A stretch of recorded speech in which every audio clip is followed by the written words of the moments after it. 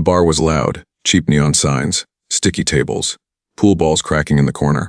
Nobody paid attention to the man sitting quietly at the end of the bar. No bodyguards, no entourage, just a plain jacket, faded jeans, and a glass of water in front of him. Not even a beer. He'd been sitting there for 20 minutes. Hadn't said a word to anyone. Wasn't looking for attention. Wasn't performing anything. He was just there.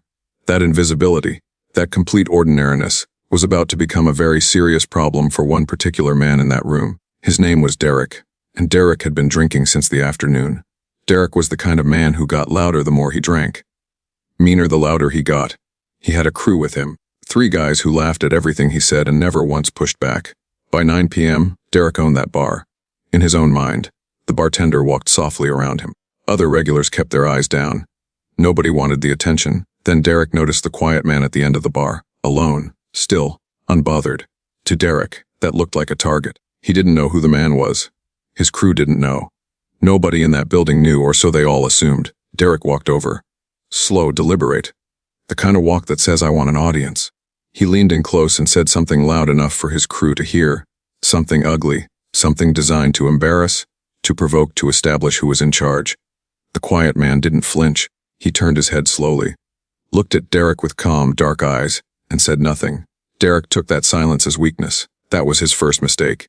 His last mistake came about 30 seconds later, when he reached out and put his hand on the man's shoulder. What happened next, witnesses would describe for years. Not because of how fast it was, but because of how quiet it was. No shouting, no chaos. Just one moment Derek was standing, and the next he wasn't. Nobody in that bar moved. Nobody said a word. Because they had all just watched something they didn't fully understand yet. Who was this man? And what had Derek just walked into? Have you ever judged someone by what they used to do, and completely missed who they actually became? To understand what happened that night, you have to understand what Steven Seagal is made of. He wasn't born dangerous.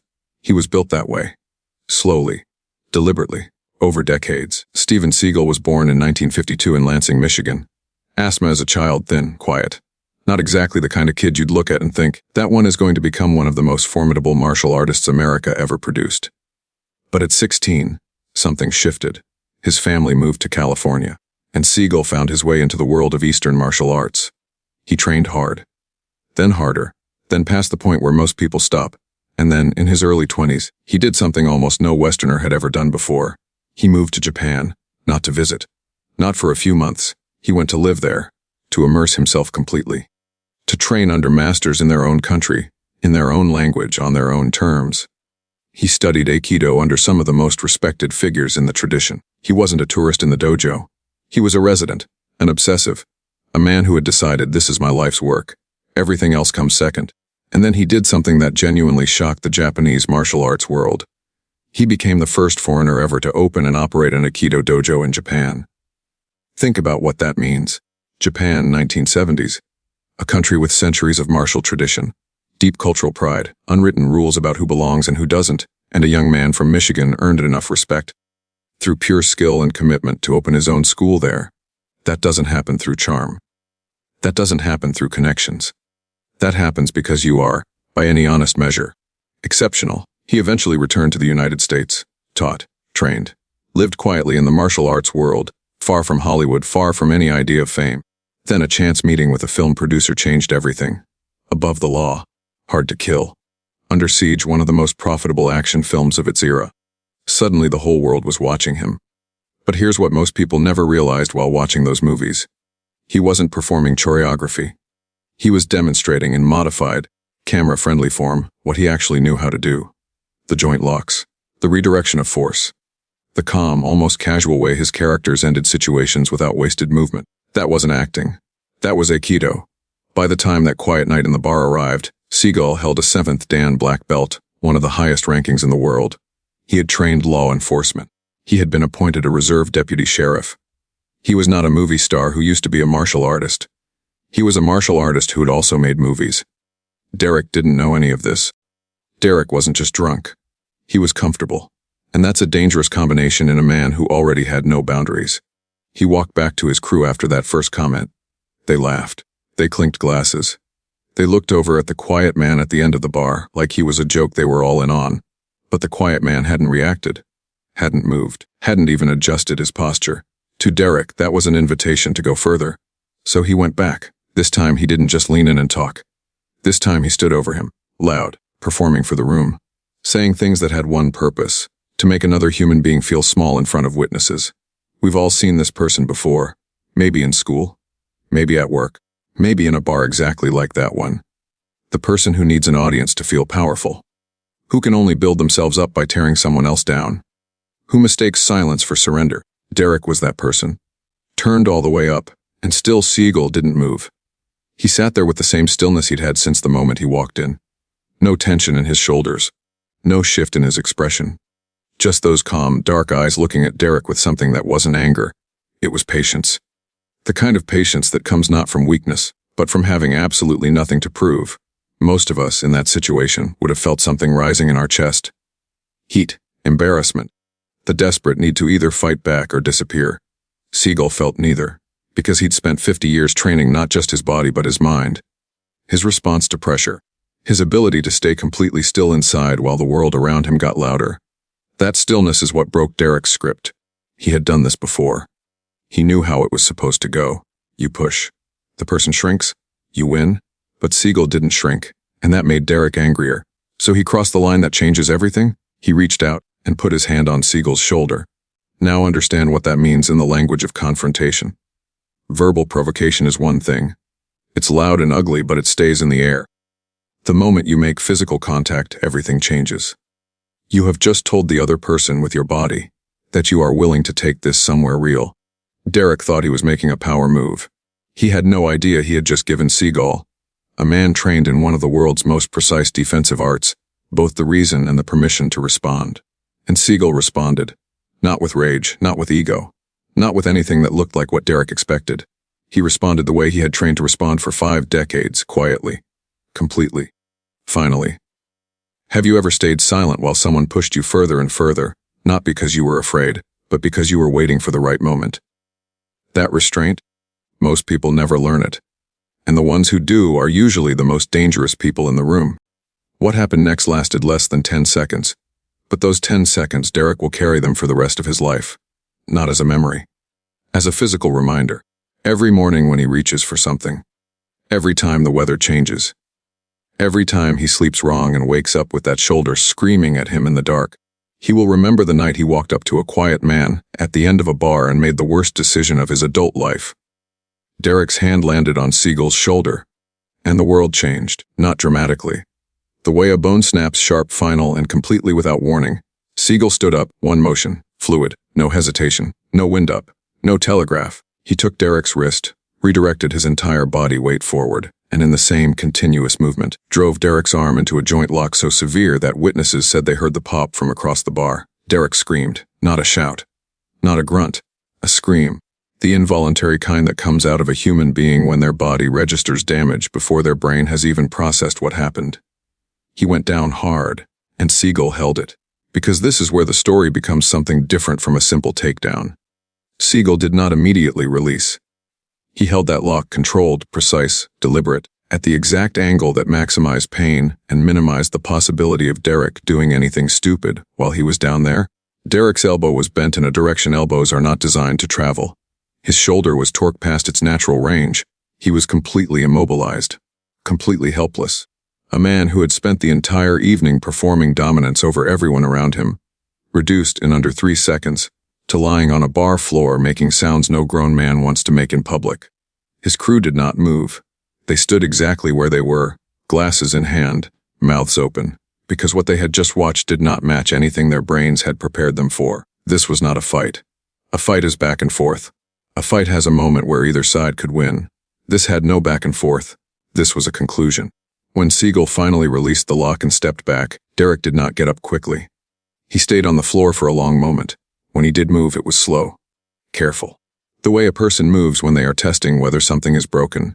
His shoulder was not broken, but it was damaged. Ligaments stretched past their limit. Tendons pulled in ways that don't simply recover overnight. The kind of injury that a doctor looks at and says, "You're going to feel this for months, maybe longer." Depending on how well you rest it, depending on how your body responds, depending on factors that are completely outside your control now. Derek had walked into that bar on his own 2 feet. loud and certain and untouchable in his own mind. He left cradling his arm against his chest, quiet for the first time all night. His crew walked him out. Nobody said anything. The performative brotherhood that had existed an hour ago, the laughing, the clinking glasses, the audience participation, had completely evaporated. One witness described it simply. The loud man walked in. A different man walked out. That was the night Derek learned something that no amount of drinking or posturing or choosing soft targets in bars can teach you. Some people are quiet because they have nothing. And some people are quiet because they have already decided, long ago, exactly how much damage they are willing to do, and exactly how little it will take them to do it. Derek thought he was picking a target. He had no idea he was volunteering. Have you ever walked into a situation completely confident and walked out as a completely different person? That moment of total miscalculation, what did it cost you? Derek was still on the floor when someone finally spoke. Not his crew. Not the bartender. A woman sitting 2 tables away. She had been there all evening, nursing the same drink, watching everything, looked at the man next to her and said quietly, "Do you know who that is?" The man shook his head.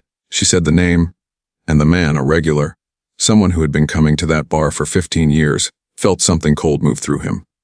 Because suddenly everything he had just watched rearranged itself in his mind. The stillness, the patience. The way the whole thing had ended before it had really begun. It all made a different kind of sense now. Because the quiet man at the end of the bar was not just an actor. He was not just a famous face from 90s action movies. What most people sitting in that bar didn't know, what most people watching those movies never knew, was what existed underneath the Hollywood version of Steven Seagal. And it was considerably more serious than anything that ever appeared on screen. At the time Derek put his hand on that shoulder, Seagal held a 7th Dan black belt in Aikido. Not an honorary ranking. Not a title given to a celebrity for promotional purposes. A ranking earned across 5 decades of continuous, serious unglamorous practice, recognized by the highest levels of the tradition worldwide. To understand what 7th Dan means, most people who dedicate their lives completely to Aikido never reach it. It is not a matter of years. It is a matter of what those years contain. The depth of practice, the quality of teaching, the consistency across decades without shortcuts. Seagal had been training since he was 16 years old. He had lived in Japan as a young man, not visited, not studied briefly, lived there, trained there. Earned enough respect in one of the most tradition-bound martial cultures on earth to open his own dojo. The first foreigner ever to do so, he had returned to America and spent years formally working alongside law enforcement. Not as a consultant. Not as a celebrity endorser. He trained officers. He helped design defensive tactics programs. He was appointed a reserve deputy sheriff in Louisiana, with real responsibilities, real operations, real work. But here is the layer that even the law enforcement community didn't fully know. For decades, Seagal had been a serious practitioner of Tibetan Buddhism. Not casually, not as a lifestyle accessory. Deeply seriously, in a way that had brought him into real relationship with some of the most respected figures in that tradition.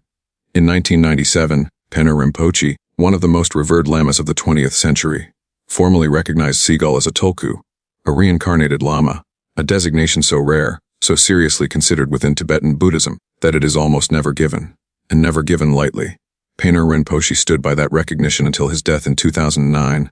Now bring all of that back to that bar floor. Derek, who had been drinking since the afternoon, who had spent the evening performing dominance over everyone around him, who had walked over to a quiet man specifically because he looked like someone with nothing, had put his hand on a man carrying 50 years of martial mastery, formal law enforcement training, and a level of spiritual practice serious enough to be recognized at the highest levels of one of the world's oldest traditions.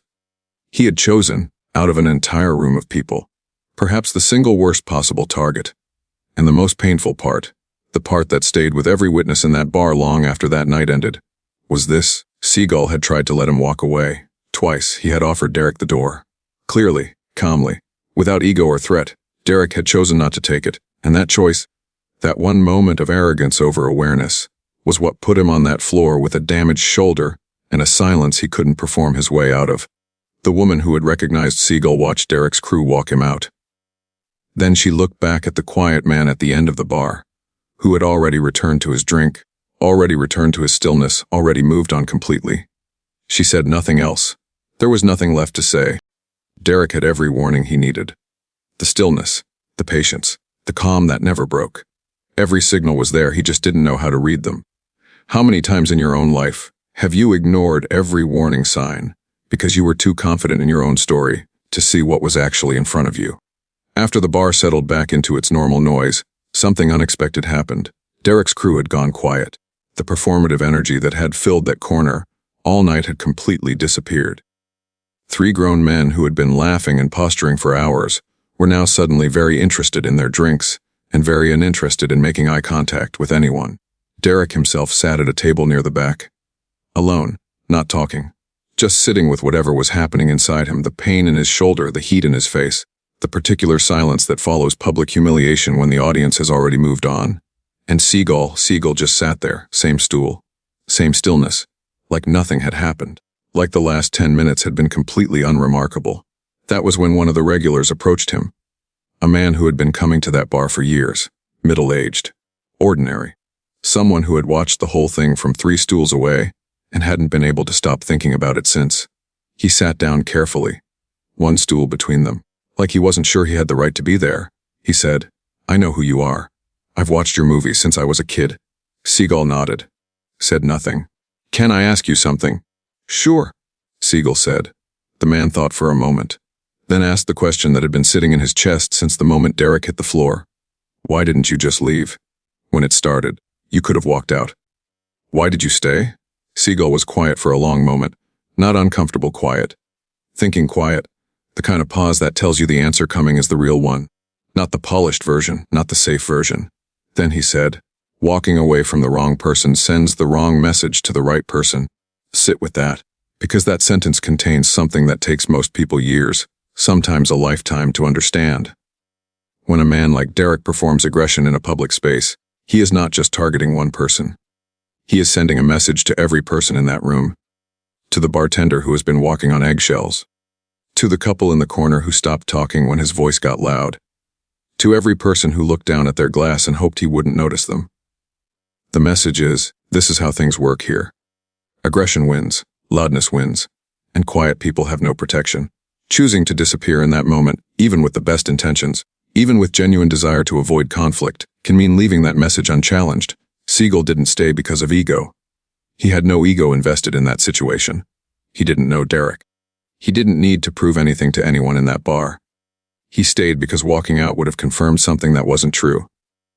And this is the part that the regular at the bar said he never forgot. Seagal turned the conversation completely. He asked the bartender how long the bar had been there, asked about the neighborhood, listened, laughed at something, ordered a proper drink, finally something the bartender recommended. No residue, no lingering tension, no performance of having won something. Just a man sitting in a bar, talking to people, being present. Because for Seagal, it was already over. Completely over. The situation had been resolved. Derek was not seriously hurt. The room was safe. There was nothing left to carry. That transition, from the absolute precision of the takedown to the complete ordinariness of the conversation afterward, was what stayed with everyone who witnessed it most. Not the speed. Not the technique. The transition. One witness described it simply. He put the man down like it was a task he'd been asked to do. And then he finished the task and went back to being a normal person. Like turning off a switch and turning on another one. That is not something you learn in a gym. That is not something you develop by training your body alone. That is what happens when a human being has spent decades working on the inside just as seriously as the outside. When the stillness is not an act, when it is actually who you are, at the deepest level, regardless of what is happening around you. Derek walked out of that bar that night with a sore shoulder and a story he probably tells differently depending on who is listening. Seagal walked out the same way he walked in, quietly, unremarkably. Just a man in a plain jacket and faded jeans, stepping out into the night like nothing had happened, because for him, nothing extraordinary had. It was just Tuesday. How many moments in your life have you carried longer than they deserved? Replaying them, feeding them, letting them take up space they had no right to. Real strength is not just about what you can do in the moment. It is about what you refuse to carry afterward. The ability to resolve something completely, and then let it go, that might be the hardest discipline of all, and the rarest. There is a kind of person that exists in every room, every office, every neighborhood, every bar on every street in every city in the world. You have met them. You probably didn't notice them. That's the point. They don't talk about what they've done. They don't perform what they know. They don't need the room to look them or validate them or understand what they are capable of. They came in quietly. They'll leave quietly. And everything in between will be measured, deliberate, and completely without waste. Steven Seagal walked into that bar as one of those people.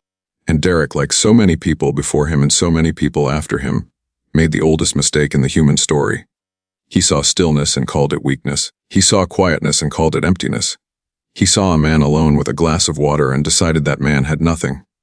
What he couldn't see, what none of us can see when we look at a person from the outside, was the 50 years living underneath that stillness. The Japanese dojo. The decades of practice. The law enforcement training. The spiritual depth. The absolute absence of anything left to prove. Derek didn't lose that night because Seagal was famous. He didn't lose because Seagal was stronger or bigger or younger. He lost because he walked into a situation completely blind, armed with nothing but alcohol and arrogance. And arrogance is perhaps the most dangerous blindness a human being can carry. It stops you from seeing what's actually in front of you. It replaces reality with assumption. And assumptions, in moments that matter, will fail you every single time. But here is the thing I want you to carry from this story, because it goes both ways. Yes, be careful who you underestimate. Yes, understand that the quietest person in the room is sometimes the most dangerous. Yes, remember that real capability almost never announces itself. But also, be the quiet one. Be the person who has done the work so completely, and so honestly that you have nothing left to perform. Be the person who walks into rooms without needing them to change. Be the person who can be provoked, disrespected, underestimated, and respond not from ego but from principle. That is genuinely hard. Harder than any physical training. Harder than any professional achievement. Because it requires you to be, at your core, someone who is not dependent on the recognition of others for your sense of what you are worth. Seagal sat in that bar and waited for nothing. Expected nothing. Needed nothing from that room, and that complete internal sufficiency is what Derek could never have prepared for. You cannot intimidate a person who has nothing to prove. You cannot diminish a person who is not depending on you for their dignity. That is the lesson underneath the lesson of this story, not the technique, not the takedown, not even the perfect composure afterward. The lesson is what was already there long before Derek walked over, long before that bar, long before any of it. 50 years of quiet, serious, unglamorous work that nobody saw. That is what was sitting at the end of that bar. And that is what is available to every single one of us, if we are willing to do the work before the moment arrives. Not for the audience. Not for the story it will make later, just because it is worth doing. That is everything for today. More stories are coming, deeper ones, stranger ones, stories that will make you stop and think about the people around you in ways you didn't expect. Before you go, tell us in the comments which part of this story hit you hardest. Was it the moment Derek put his hand on the wrong shoulder? The journalist who saw everything clearly? The line about walking away sending the wrong message? Or something quieter than all of that? We read every single comment. And what you tell us shapes what we make next. See you in the next one.